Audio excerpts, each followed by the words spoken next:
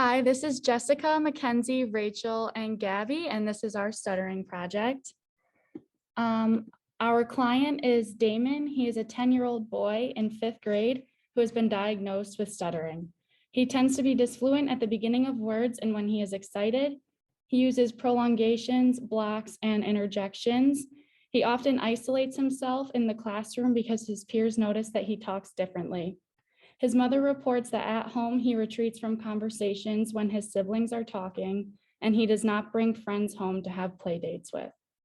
His mom reports that he is open about his stutter with her, but rarely talks about it with anyone else. His teacher reports that he does not participate in classroom discussions, and he does not interact much with his peers during lunch, recess, or snack time.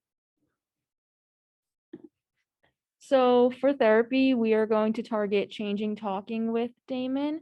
So this would involve easy onsets and changing rate. So for easy onsets, we're going to cue him on starting phrases and words with an H sound. And for changing rate, we're going to focus on chunking and pausing to really slow down his speech rate.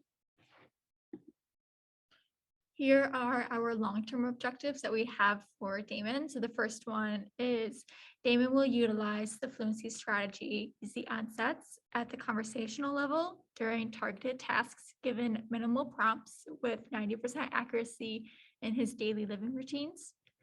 And the second one is Damon will utilize the fluency strategy of slow rate of speech while using chunking and pausing at conversational level, maintaining a rate of no more than 200 words per minute independently in routines of daily living. All right, we have two short-term objectives as well. Our first objective is Damon will utilize the fluency strategy easy onsets at the word and phrase level during targeted tasks given minimal prompts with 70% accuracy in the therapy room. The second objective is Damon will utilize fluency strategy of slow rate of speech while using chunking and pausing while reading a passage or text, maintaining a rate of no more than 200 words per minute with clinician verbal support within the therapy room. Next, we'll show two demonstrations of these short-term objectives being addressed. So for our first activity, we're going to have a memory game to target short-term objective 1. So we're going to have Damon use easy onsets at the word level and phrase level, and Damon and the clinician will take turns finding matches and using easy onsets to say what the picture is. And the clinician will provide direct models of easy onsets and provide appropriate feedback as well to Damon. Then for short-term objective 2, we're going to do a reading of a passage activity, and Damon will briefly look through a short reading passage and mark appropriate places to pause.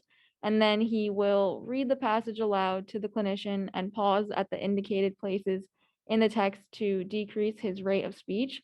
And knowledge of performance and results feedback will be provided throughout this.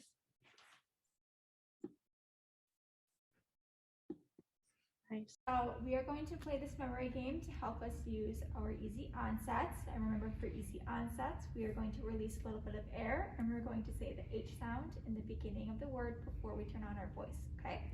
I'm gonna go first. Okay, I found a match, winter. So I'm gonna use my easy onset. I'm gonna say winter. Why don't you go ahead and try? Winter. Good job using your easy onsets. Why don't you go ahead and try and find a match now? I got mittens. Okay, let's use our easy onsets and let's say mittens. Mittens. Good job. Let's do it in a longer phrase. Let's say mittens keep my hands warm. Mittens keep my hands warm. Good job, yeah. I think that's good. Okay, so to address short-term objective 2, we're going to be doing a chunking and pausing activity with Damon here. So for this activity, I'm going to give you the short passage and you're going to go in and mark it up with appropriate places to pause. And the goal of this activity is to overall slow your rate of speech. So here is the short passage and just go in and mark that up. And when you're all done, let me know and we'll go ahead and read it out loud.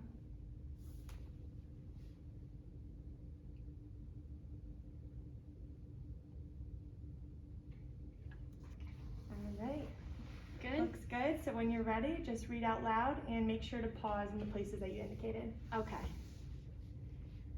Actually, it's a bug. It's no more harmful to you than a housefly. This tiny bathroom bug is called a pseudoscorpion, but don't be fooled by its name. It's not really a scorpion, it's just a relative.